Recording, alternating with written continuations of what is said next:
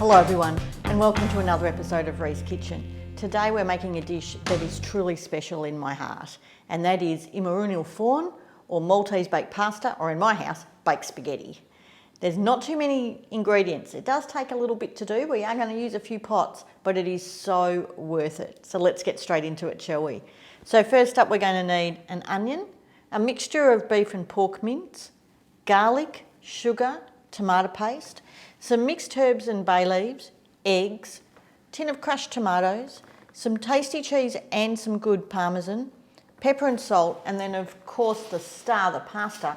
In my case, it's a gluten-free penne.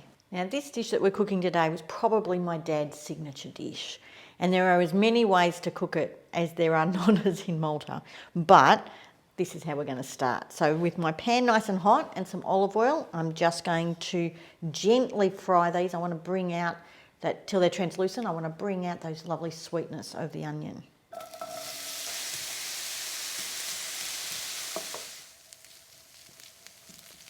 So now that my onions are lovely soft and translucent and all the beautiful sugars have started to come through, we're going to add our meat.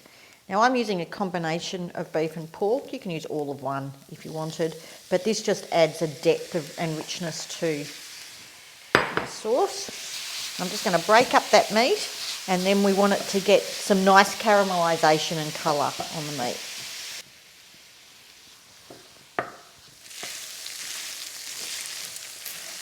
Alright, so now that we've started to get some nice caramelisation going on that meat, let's add our garlic in. If you add in your garlic too early, of course, you just burn it, so we don't want to do that.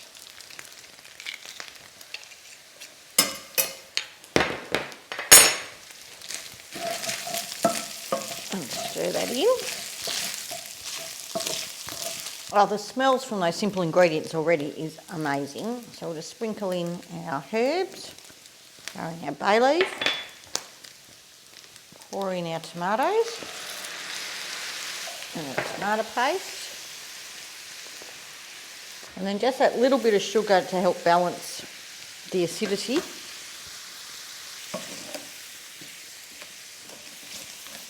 Alright, doesn't that just look fabulous? So I'm just going to now add a tin worth of water to it.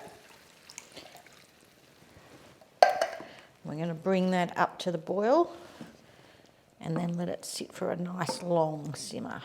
So now that this has come up to a simmer, I'm going to pop the lid on and I'm going to let it simmer for about half an hour. You'll need to stir it a little bit to make sure it doesn't catch, but just to be sure.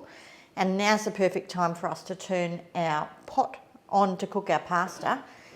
So in a nice pot of water, a really good amount of salt. Turn that on, and that'll take about 15 minutes to come to the boil. Time to be watching our sauce. So now that my water's boiling, we can add the pasta. Now for any pasta, but you should cook this now for about a minute less than it says on the packet. But if you're using gluten-free, 2 minutes. So in my case, this is 10 minutes to cook, so I'm only going to cook it for 8. So we'll just throw that in.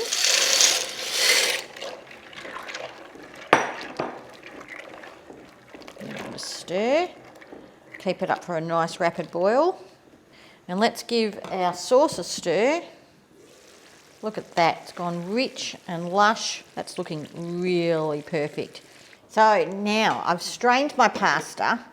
It's al dente, so it's not quite cooked, but it's cooked. And I'm just going to tip it back into the pot that I cooked it in, because the mixing of this is going to take a bit of space and we need the big bowl.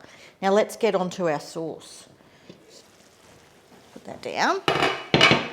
Have a look at that. That is rich and thick and absolutely scrumptious looking. So I'm just going to pick out our 2 bay leaves now.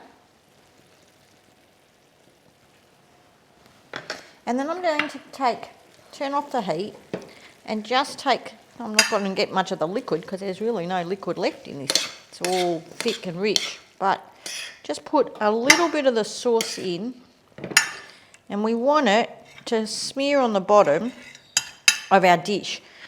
just like if you've seen me make lasagna.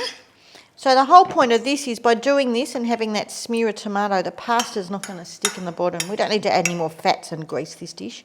We just need to put that oil in. So the last step for our magnificent sauce is the eggs. So just lightly beat them.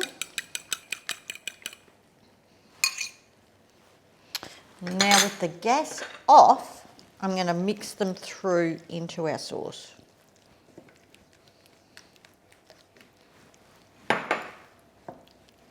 Now as we put all of this last bits together, I have my oven at 180 degrees Celsius fan forced. So we've got our lovely loose pasta, just give it a quick stir. I'm going to toss in my sauce and I want to mix it through so that all the pasta is coated with that lovely creamy luscious sauce. Now just before I pop it into my dish, I'm going to take a handful of this cheese, maybe, and just give that a quick stir through so that then we've got some cheese throughout the dish. Gosh, this smells good. This reminds me of my childhood. I'd be helping Dad at this point, trying to steal some of the pasta before it got into the oven. And now I'm going to pour that gently into my dish. And the last step is to now put this generous amount of cheese on the top, and I'm just going to mix the Parmesan and tasty a bit more together. It looks like a lot of cheese, but trust me, you always go, oh, I wish I'd put a bit more on.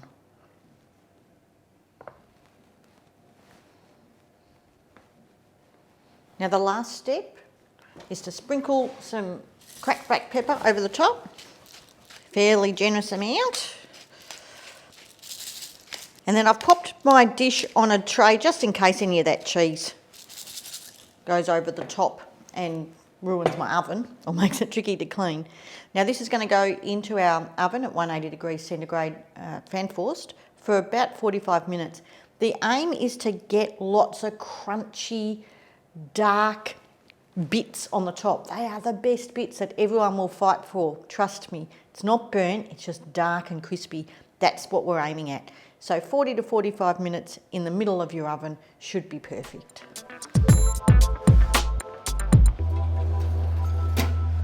My kitchen smells absolutely amazing.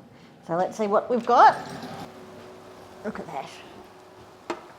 Now, as always, the hard part's in the waiting, and we do have to let this sit for 5 minutes just to let it solidify a little so we can dish it. Now be careful, for those who are tempted to steal the crunchies that are poking through that cheese, they will be thermonuclear hot, so you really do just have to give it a minute. Oh, can't wait.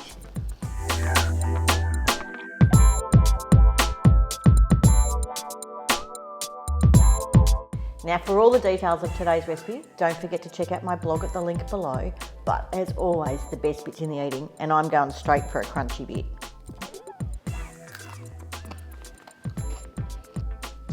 Oh, that's so perfect. The kick of the Parmesan, the crunch of the pasta, the lusciousness of the sauce, and most importantly, reminds me of my dad. So until next time everyone, ciao.